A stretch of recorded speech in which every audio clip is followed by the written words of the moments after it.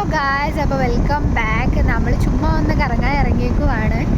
അപ്പോൾ മഴ പെയ്ത് നല്ലൊരു ക്ലൈമറ്റിൽ കൂടെയാണ് നമ്മളിപ്പോൾ പോയിക്കൊണ്ടിരിക്കുന്നത്. ഈ ജൂൺ ജൂലൈ മാസങ്ങളിൽ നമ്മൾ സ്കൂൾ തുറക്കുമ്പോൾ ഉള്ളൊരു കാലാവസ്ഥയില്ലേ, അതാണ് ഇപ്പോൾ ഇവിടെ ഉള്ളത്. അപ്പോൾ ഈ കാലാവസ്ഥ ഒന്ന് എൻജോയ് ചെയ്യാനായിട്ടുള്ള ഒരു നൊസ്റ്റു അടിച്ചപ്പോഴാണ് നമ്മൾ ആ വൈബിൽ അങ്ങ് പുറത്തേക്ക് ഇറങ്ങിയേക്കുവാണ്. അപ്പോഴാണ് നമ്മുടെ സന്തോഷ് ജോർജ് കുളങ്ങര സാറിനെ പറ്റിയിട്ടുള്ള ഒരു തോട്ട് ഇടയ്ക്ക് കയറി വന്നത്. അപ്പോൾ നമ്മൾക്ക് എന്തുകൊണ്ട് ഇന്ന് സന്തോഷ് ജോർജ് കുളങ്ങര സാറിനെ പോലെ ഒന്ന് പറഞ്ഞുകൂടാ എന്നുള്ളൊരു ഐഡിയ വന്നു. അപ്പോൾ എന്തെങ്കിലും തെറ്റ് കാര്യങ്ങളുണ്ടെങ്കിൽ നിങ്ങൾ ക്ഷമിക്കുക. അപ്പോൾ വീഡിയോയിലേക്ക് ഒന്നുകൂടെ സ്വാഗതം. പോയിക്കൊണ്ടിരിക്കുന്നത് പട്ടണത്തിൻ്റെ നടുവിലൂടെയാണ്. ഇവിടെ വലതുവശത്ത് കുറേ മരങ്ങളും ഇടതുവശത്ത് കുറേ ബസ്സുകളും കാണപ്പെടുന്നുണ്ട്. എനിക്ക് മടിവാള എന്ന സ്ഥലത്ത് നിന്ന് കൊരമംഗലയിലേക്കാണ് പോകേണ്ടത്. ജോലി സമയം കഴിഞ്ഞ് എല്ലാവരും വീട്ടിലേക്ക് മടങ്ങുന്ന ഒരു ടൈമാണിത്. നമ്മളിപ്പോൾ നേരെ ചെല്ലുന്നത് വലിയൊരു ഗതാഗത കുരുക്കിലേക്കാണ്. ഈ ഗതാഗത കുരുക്കിൽ നിന്ന് രക്ഷപ്പെടുന്നതിനായി ചിലർ തിരികെ പോകുന്നതായി കാണാം. നഗരവീതിയിലെങ്ങും കച്ചവടക്കാരെ കാണാവുന്നതാണ്. ഒടുവിൽ നമ്മൾ ഗതാഗത കുരുക്കിലെത്തിയിരിക്കുന്നു. ഇരുചക്ര വാഹനങ്ങളെല്ലാം വലിയ വലിയ വാഹനങ്ങളുടെ ഇടനാഴിയിലൂടെ കയറി പോകുന്നതായി കാണാം. ഞങ്ങളും അത് പിന്തുടർന്നു. ഒരു വലിയ വാഹനം ആ ഇടനാഴി തടസ്സപ്പെടുത്തിയിരിക്കുന്നു. അതിനാൽ തന്നെ ഇരുചക്ര വാഹനങ്ങളെല്ലാം ഗതാഗത കുരുക്ക് മാറുന്നതുവരെ അവിടെ കാത്തു നിൽക്കേണ്ടി വന്നു. കുരുക്കിൽ നിന്ന് അഴിഞ്ഞ് ഞങ്ങൾ എത്തിയിരിക്കുന്നത് മടിവാള ചന്തയിലേക്കാണ്. വലതുവശത്ത് കാണുന്നതാണ് മടിവാള ചന്ത. വാഹനങ്ങളുടെ തിരക്ക് കാരണം ഞങ്ങൾ അത് കൃത്യമായി ക്യാമറയിൽ പകർത്തുവാൻ സാധിച്ചില്ല. ചന്തയും പൂട്ടാറായിരിക്കുന്നു. അവിടിവിടെയായി ചില കടകൾ തുറന്നിരിക്കുന്നതായി കാണാം. ഈ വഴി നേരെ ചെല്ലുന്നത് മടിവാള എന്ന ചെറു പട്ടണത്തിലേക്കാണ്. റോഡുകളുടെ ഇരുവശത്തും പ്ലാസ്റ്റിക്കുകളാലും ചപ്പുചവറുകളാലും വൃത്തിശൂന്യമായി കിടക്കുകയാണ്. ഇതെല്ലാം തന്നെ അതിരാവിലെ വരുന്ന മുനിസിപ്പാലിറ്റി ജീവനക്കാരായ സ്ത്രീകൾ വൃത്തിയാക്കുന്നതാണ്. രാവിലത്തെ ചന്തയെ അപേക്ഷിച്ച് രാത്രി ചന്ത വളരെ ശാന്തമാണ്. കാണുന്നതാണ് മടിവാള എന്ന ചെറുപട്ടണം. ആളുകളാലും വാഹനങ്ങളാലും ഈ ചെറുപട്ടണം തിങ്ങിക്കവിഞ്ഞു നിൽക്കുകയാണ്. റോഡിന്റെ ഒരു വശത്തായി വാഹനങ്ങളുടെ കുരുക്കുകൾ കാണാം. മറുവശത്ത് കളർ ലൈറ്റുകളാൽ അലങ്കരിച്ച ചെറിയ ചെറിയ ബിൽഡിങ്ങുകൾ കാണാവുന്നതാണ്. ബാംഗ്ലൂർ എന്ന വലിയ നഗരത്തിലെ ഒരു സുപ്രധാന ചെറുപട്ടണമാണ് മടിവാള.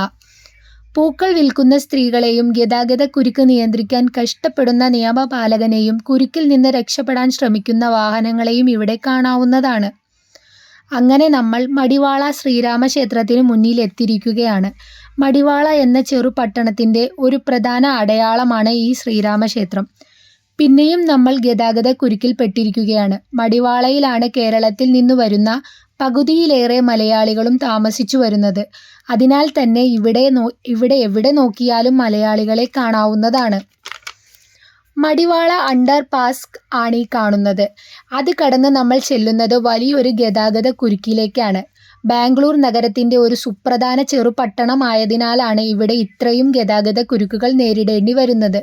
അങ്ങനെ നമ്മൾ മടിവാള എന്ന പട്ടണം കടന്ന് കൊരമംഗലയിലേക്കുള്ള യാത്രയിലാണ്. കൊരമംഗല എന്നാൽ ബാറുകളാലും പബ്ബുകളാലും പേരുകേട്ടതാണ്.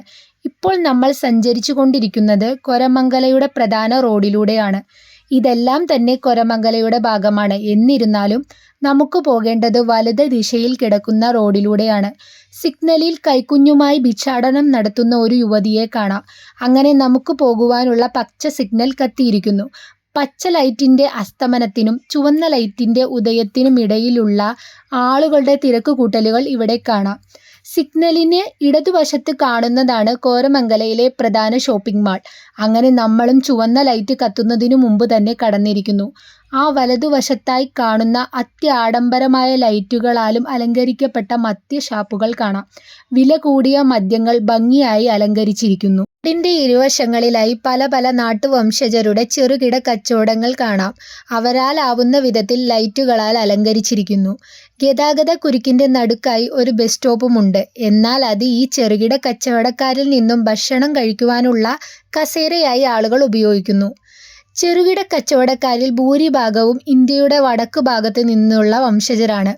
ഇവിടെ ഇപ്പോൾ സഞ്ചരിച്ചു കൊണ്ടിരിക്കുന്ന റോഡിൽ ധാരാളം വലിയ മരങ്ങളുണ്ട്. മുന്നിലേക്ക് പോകുന്തോറും പട്ടണത്തിൻ്റെ ഭംഗി കുറഞ്ഞു കുറഞ്ഞു വരുന്നു. കൂടെ ലൈറ്റിൻ്റെ അലങ്കാരങ്ങളും. ഇതിൻ്റെ വലതുവശത്തായി അത്ര വലുത് അല്ലെങ്കിലും ഒരു ഷോപ്പിംഗ് മാൾ കാണാം. മാളിൽ പകുതിയോളം കടകൾ ശൂന്യമാണ്. മാളിന് മുന്നിലായി നോ പാർക്കിംഗ് ബോർഡുകൾ ഉണ്ടായിട്ടും പാർക്ക് ചെയ്തിരിക്കുന്ന വാഹനങ്ങൾ അത് മാളിൻ്റെ ഒരറ്റം മുതൽ മറു അറ്റം വരെ ആവർത്തിച്ചിരിക്കുന്നു. മാളിൻ്റെ മുന്നിലായുള്ള മരത്തിൽ ലൈറ്റ് അറേഞ്ച്മെൻറ്റ്സ് കാണാം. അത് മാളിനെ കൂടുതൽ ഭംഗിയാർജിപ്പിക്കുന്നു. രാത്രി 9 മണിവരെ പ്രവർത്തിച്ചു വരുന്ന ഒരു ചെറിയ ഉദ്യാനമാണിത്. പട്ടണത്തിൻ്റെ നടുവിലായാണ് സ്ഥിതി ചെയ്യുന്നത്. ഉദ്യാനത്തിൽ കാണുന്ന കോൺക്രീറ്റ് കസേരകളെല്ലാം ശൂന്യമാണ്. വലിയ ആൾത്തിരക്കുകളും കാണുന്നില്ല. ജോലി കഴിഞ്ഞു വരുന്ന ആളുകൾ ഉദ്യാനത്തിൽ കസർത്ത് ചെയ്യുന്നത് കാണാം.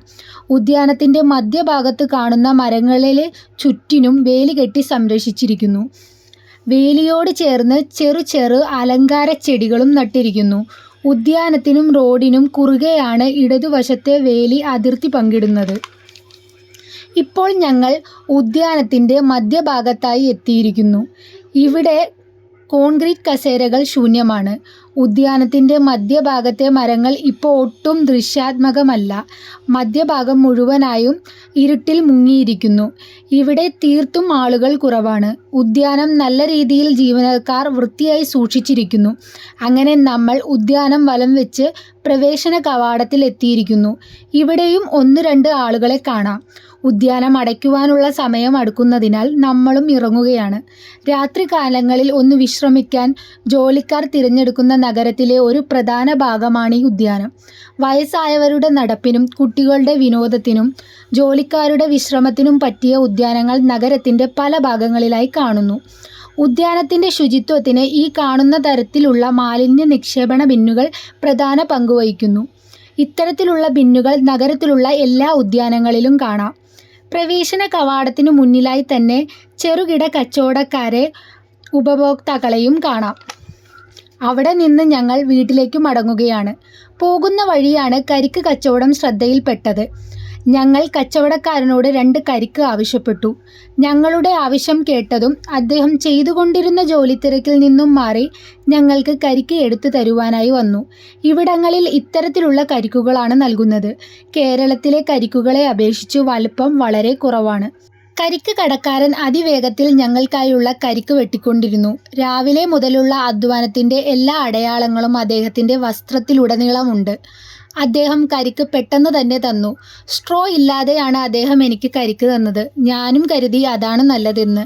വെള്ളം കുടിച്ചതിന് ശേഷം അദ്ദേഹം എനിക്ക് കരിക്ക് 2ആയി പിളർന്ന് നൽകി. നമ്മൾ ഇത്രയും നേരം സന്തോഷ് ജോർജ് കുളങ്ങര സാറിനെ പോലെയാണ് പറയാൻ ശ്രമിച്ചിരുന്നത്. അപ്പോൾ അത് വലിയ ടാസ്ക് തന്നെയാണ്, നമ്മൾ സമ്മതിക്കുകയാണ്. അപ്പോൾ ഇത്രയേ ഉള്ളൂ വീഡിയോ. ഇവിടെ നിന്ന് നമ്മൾ കുറച്ചും കൂടെ പോയി കഴിഞ്ഞാൽ നമ്മളുടെ വീടെത്തി. ഇത്രയും നേരം നമ്മൾ ചുമ്മാ തെണ്ട ഇറങ്ങിയതായിരുന്നു. അപ്പോൾ ഇത് മെയിൻ സിഗ്നലാണ് ഞങ്ങളുടെ വീട്ടിലേക്ക് കിടക്കുന്നത്. ഇവിടുന്ന് ഈ സിഗ്നൽ ഇപ്പോൾ പച്ച സിഗ്നലാണ്. ഇവിടുന്ന് വലത്തോട്ട് തിരിഞ്ഞാൽ നമ്മളുടെ വീടായി. അപ്പോൾ ഇത്രയേ ഉള്ളൂ വീഡിയോ. സാറിനെ പോലെ പറയാൻ ശ്രമിച്ചത് എത്രത്തോളം ശരിയായി എന്നറിയില്ല. നിങ്ങൾക്ക് ഇഷ്ടപ്പെടുകയാണെന്നുണ്ടെങ്കിൽ നിങ്ങൾ ലൈക്ക് ചെയ്യണം, ഷെയർ ചെയ്യണം. സബ്സ്ക്രൈബ് ചെയ്യാത്തവരുണ്ടെങ്കിൽ സബ്സ്ക്രൈബ് ചെയ്യണം. അപ്പോൾ നമ്മൾ വീടെത്തിയിരിക്കുകയാണ്. അപ്പോൾ എല്ലാവർക്കും ബൈ ബൈ.